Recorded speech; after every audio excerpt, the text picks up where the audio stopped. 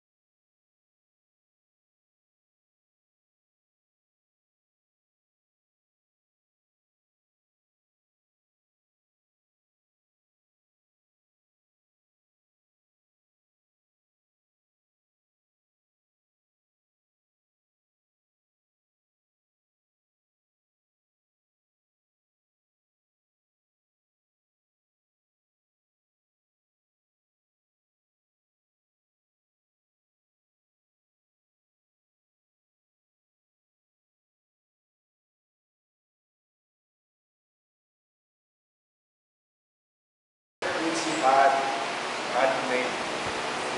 So, nag-work siya after 7 days, or 6 days, 7 days, nag-rest. Verse 2, verse 3.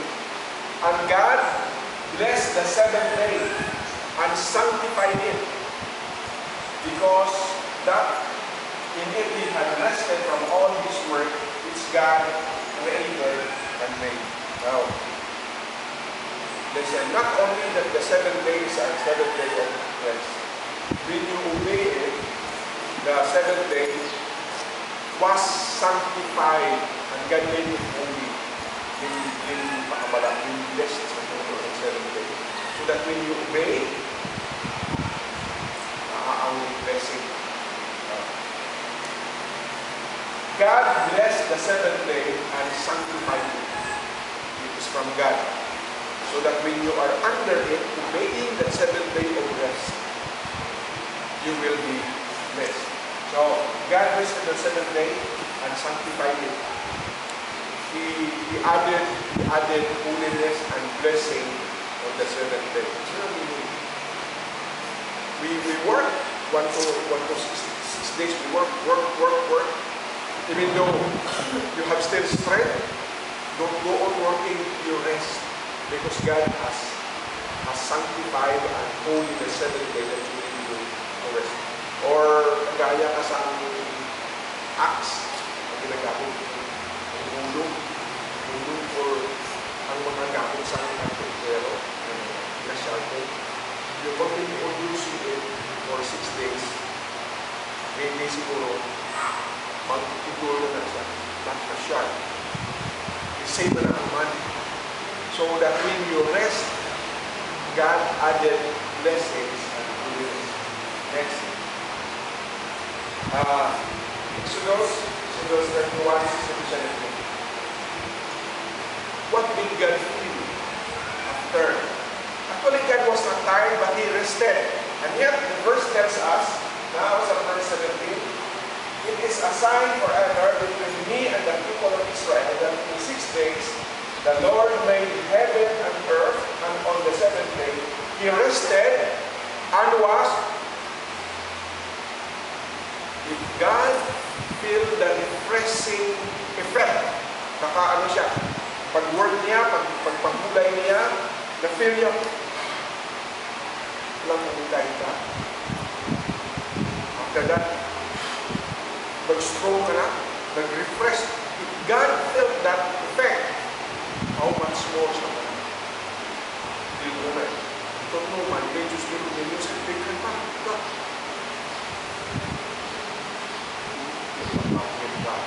But when you rest and obey the principle, you will be refreshed. If God was refreshed being God, how much more man who is not strong? Verse 16, therefore, people of Israel shall keep the Sabbath, observing the Sabbath day throughout their generation, forever. Sabi ko, hindi man po Israel. You are spiritual Israel. If you have accepted Jesus Christ, you become the heir, the children of Abraham. So, you have to obey. Ang Sabbath, that's not only 7 days, but there should be 1 day where you choose to really rest many times Sunday. Next.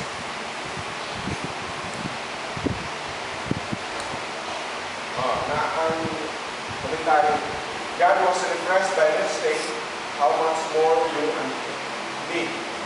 Not only physical rest, but show it in our observance in the day of rest. God designed man a 7-day cycle or a 7-year cycle. Meaning, when God made us, the design is only for 7 days. Pag not ka mag-rest, ang virus, ang virus, you don't know it like crippling. Ang virus kailangan kapag rest mo. Hindi kung gabi ito, kung gabi. Gabi mo tulog ka, o gabi mo i-rest. Much more sa only sa number of days, 1 to 2 to 7 days, ang mga virus mag-out. Yung cycle. 7 years, same. So, make sure you'll be fully rested. Ano nang gawin mo? What will you do on the day of rest? What will you do? It's not that there are times that there is no work. You will be surprised that Jesus on the 7th day worked. But ang work mo is God-directed work. It is not man's directed work.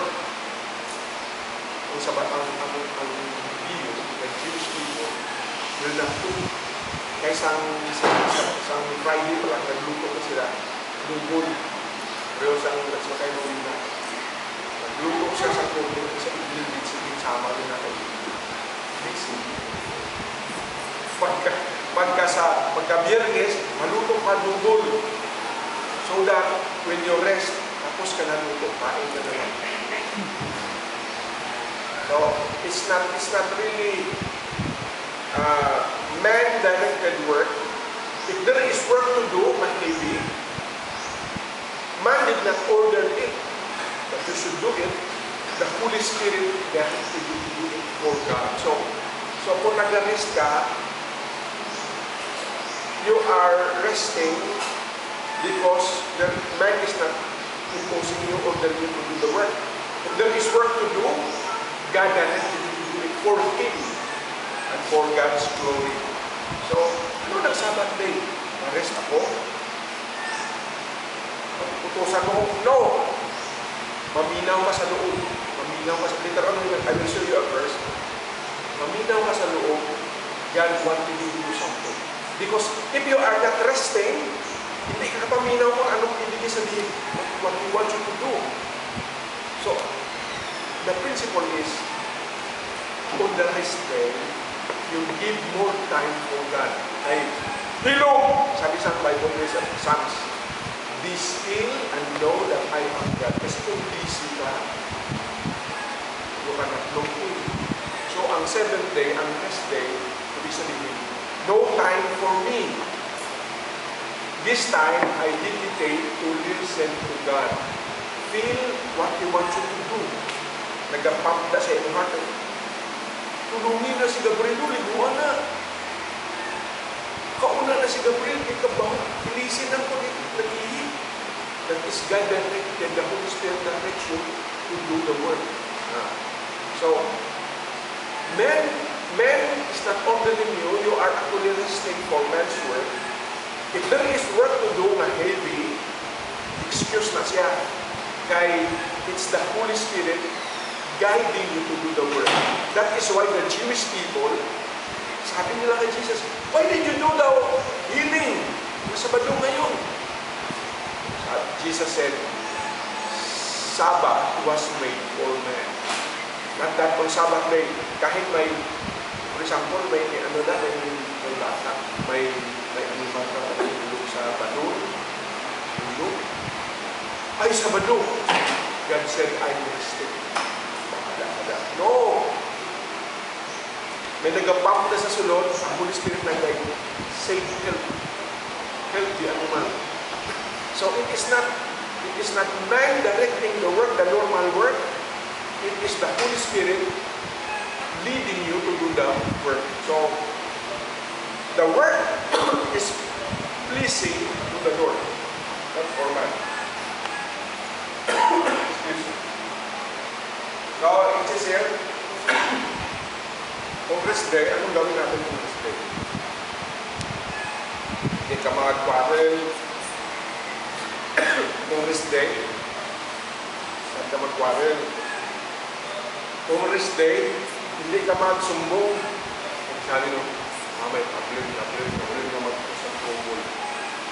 Kung may problem, baka ka lang muna. Titiganan lang sa tomorrow kaya it is not Congress Day. Muna na ito, guys.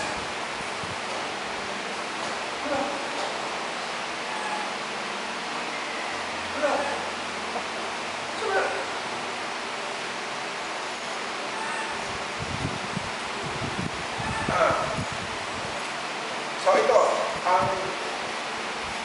sa rest day, during rest day, we are to learn how to speak about our own. Kung may nagasalita ka, kung ang Sunday, rest day, ang isalita mo about sa God. And it should be the Holy Spirit directing you to do that. So, we call it Sabbath delight. Sabbath delight, or ang simple word sa rest day, we are thinking about God.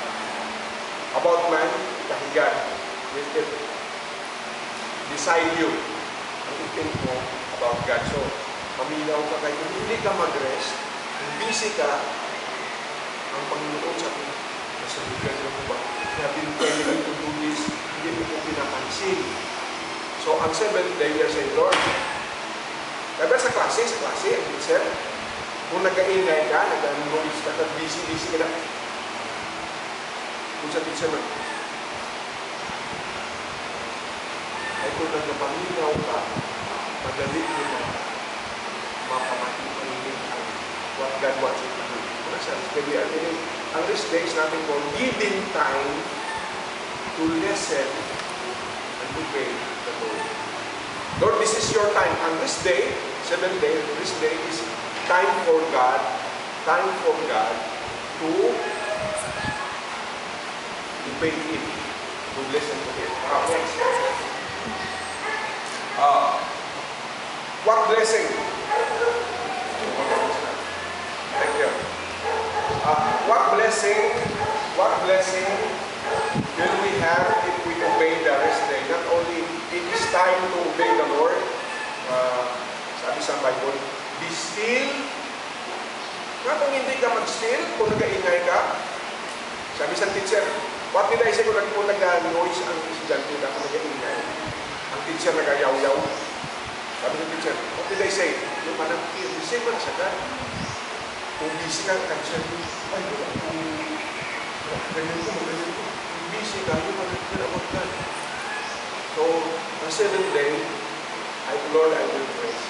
I don't mind the things of men. Now I will focus on the things of God. And hear the Holy Spirit telling you what to do. So, sa verse 13, if you turn back your foot from the Sabbath, from the your pleasure on my holy day, and call Sabbath delight and the holy day of the Lord honorable. If you honor it na going your own ways, na hindi ka ano ba ang meaning sa this day? Don't go your own way. Sa Lord's Day, ano ba niya, Sunday? Yung Sunday, not ka maminaw sa ilusel. Maminaw ka abang na. Ako na nga mag-install. Muna ka ma-stop ka sa office mo, ma-stop ka luto, busy-busy, para may time ka sa God. Para magiging mo siya. Ay, kasi, iposa! Na, di ba parang may nag-aingay, parang may telepon, iposa, kayo kuminaw ko. Kasi marang mistake actually, we give time for God to hear things. Yeah. If you honor it and not go your own ways, not seeking your own pleasure, or talking, hindi pala mag-joke. Pag nag-joke ka, natapos you cannot hear things. Ay happy ka sa cellphone. Fun day, it is not fun day. It is not game day. We rest. Kailangan ang silence to hear God, because God will not be talking to the voice. God will not talking to, anong sabi ko kanina, na sa inside, no? Sa inside. Ang may idea ang people. We have idea. Lord, show me your picture or show me. No. Naana siya. It is not in the voice na nag-under. It is not what you see na may angel yung mag-appear sa iyo. It is through the prompting of the Holy Spirit that you will be led by God. Next, verse 14. Then you shall take delight. What was the effect now? If you obey Sabbath rest, you shall take delight in the Lord, and I will make you ride on the heights of the earth. Hindi ko ma-explain ang blessing. If you rest,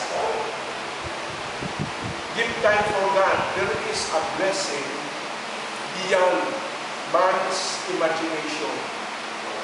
You will ride on the heights of the earth. Siguro mas kaya ka sa airplane. But meaning it means success. You will not only be confined to Davao, wala ka nakasakay kanto sa Manila, wala ka nakasakay kanto sa Korea, wala ka nakasakay kanto, wala ka English. Kasi po ang meaning niya na kung may 7-day rest ka, you honor God in it. God will let you ride on the heights of the earth. Doon ka saan makita mo earth. Because God blessed you. Sabi na, I will fill you with the heritage of Jacob, your father. For the mouth of the Lord, God spoke it. God has spoken it. It will become true. So, let us call our Sabbath our delight. Medyo observe yung isa sa Biblia. Kung Monday, magising ako maaga.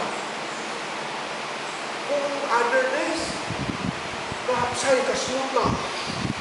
I have more time. But I said Sunday, ganun ka. Late na late. And yung nagkakupos. Because when you decide to honor and delight yourself for God, Satan kami. All ang nabagat na katulong mo, namang-rambling, nag-itos kami, nag-bubul. Because Satan does not like that you delight the Lord. Okay, next. What is the lesson? Lesson and application. When you have a day of rest, what's the lesson? So, hindi lang ito physical rest, no? It's not only physical rest that man will obtain. Spiritual blessing when you... So, resting is honoring the Lord. Kaya nung ang tao ngayon, kung nag-kapahinga mo, nag-kain siya. Mabay ako sa mga cellphone. Mabay ako sa mga laptop. So, nag-silsil. Manghilog ko sa day. Hindi na ako mag-church. Hindi na ako mag-church, manggaba ako. Ma-enjoy ko magsama ko sa paradise. Hindi ko na ma-feel, but later on, wala kang blessings. Sabi ka niya sa pag-ibasa natin na last night, the Lord will bring you to heights of the earth. You will be missing blessing. That is not only physical, but spiritual blessing. God will carry you to the heights of the earth. Paano mo siya nagpaglupan? Sabi ko kay Miguel, ito kasi ito yung places. Maunang dream na Ruben. Study ko, makita ko sa Memphis. Punta ko sa Korea.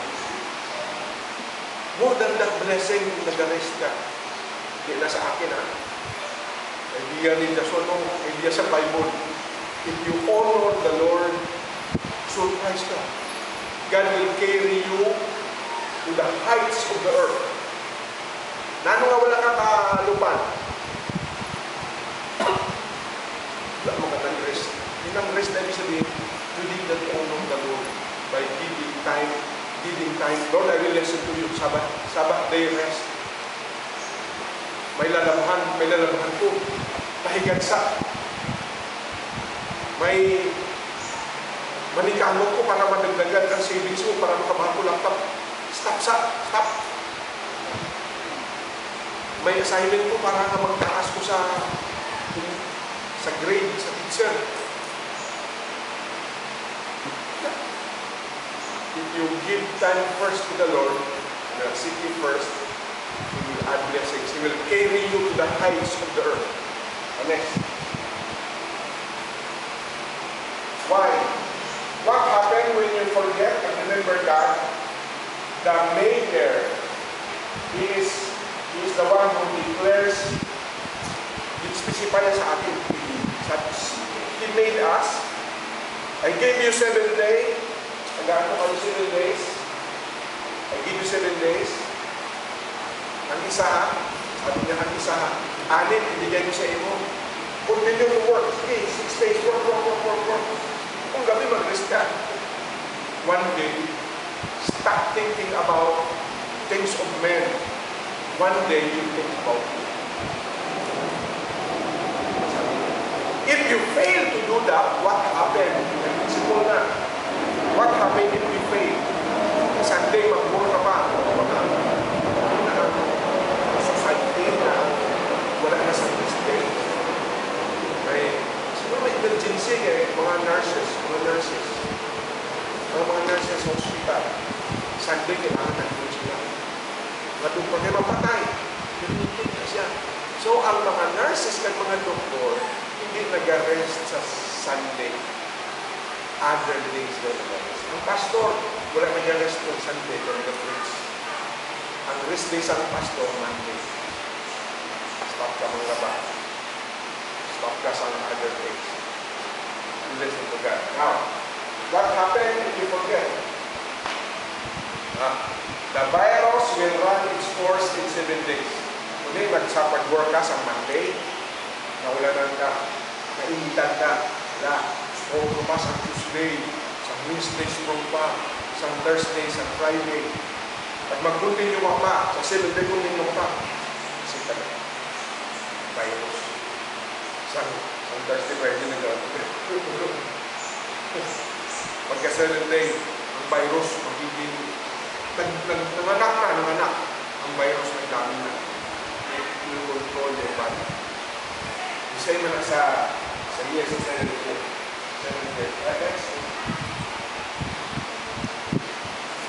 Kaya naman, this principle is hard to obey. Why? Hard. Because man is living by depending upon sa bata. Magkabi Friday, daghan na kalabahan kasi yung mga deliver sa home. Monday, business ko na siya. Pag Friday, daghan na. Pag Sabado, may meeting pa. So, daghan na. Pagka Sunday, mag-church ko maglaba. Mag-church ko maglaba. Sure, hindi ko maglaba. Sa Monday, wala kami bihisan. Practical. Practical hindi na. By sight. ako na nakagaman doon. Pagtingin ko na, wala na ako siyang damit. What do? Church or maglaba? Church or maglaba? So you live by side. Ang estudyante,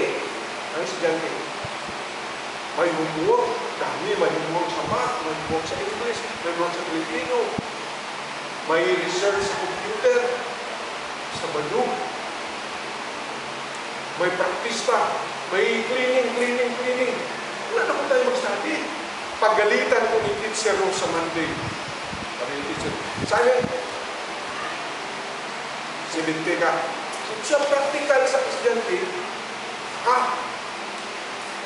sabi ko, kung dito ka, maupo ka, mapagay ka. Sabi ko, practical.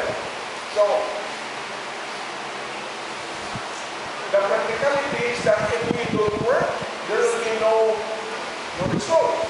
So, however, we are instructed that we are to live not by sight, nag-testingan ka sa Panginoon. God is testing you. Will you trust me? Yes, kulang ang pagkain mo. Kaya para ka siyang chicken nga, pagkain mo, kainin mo. So, tumuro wala na. O na ang mga Hudiyo, sabi nila, Friday, nagkain ko, para lang sa Friday. Pag not ko mag-work sa Saturday o sa Sunday, not ko mag-work, ano kainin ko? God is giving that order and telling you, trust me. Trust me what will happen. Nakakaganyan, punta ka sa church, baka pagbalik mo, ang mga mo, naglabanan. Trust me that God is letting you to walk by faith. God is telling you to trust me. Next. Leviticus 25:1-4. Sa order, no? It says, dito ang reason that has been answered. Verse 1. The Lord spoke to Moses on Mount Sinai, saying, speak to the people of Israel and say to them, when you come into the land that I give you, the land shall keep a Sabbath to the Lord, even the land, not only men. Marami ang mga animal mag-fiesta. Not only the land, the animal, the people. For 6 years you shall sow your field. For 6 years you shall grow the vineyard and gather its fruit. But in the 7th year there shall be Sabbath, solemn rest for the land. Sabbath to the Lord. You shall not sow the field, nor grow your vineyard. Next.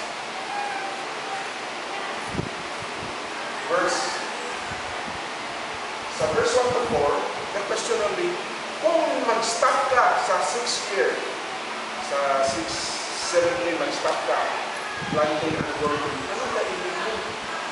Ang mga farmer, gina sabihan, on the 7th year, stop planting. Nag-i-test ka sa Panginoon. What will you make? God said, I command my blessing upon you. If you honor me, I will command produce 3 years of blessing. And blessing not only for one year, the blessing is for 3 years. Where can we find that? Verse 28. And if you say, what shall I eat in the 7th year? If we may not sow and gather crops. Verse 21, I will command my blessing on you on the 6th year, so that it will produce not sufficient for 3 years. Ang ibigay sa Panginoon, kung may 1 year ka na, hindi sila magkano.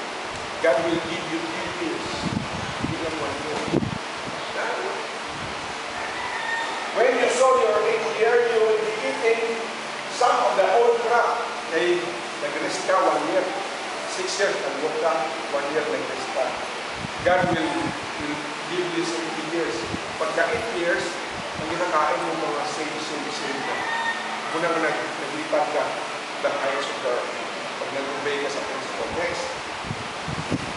So, Leviticus 25:22. What God in store for those who obey?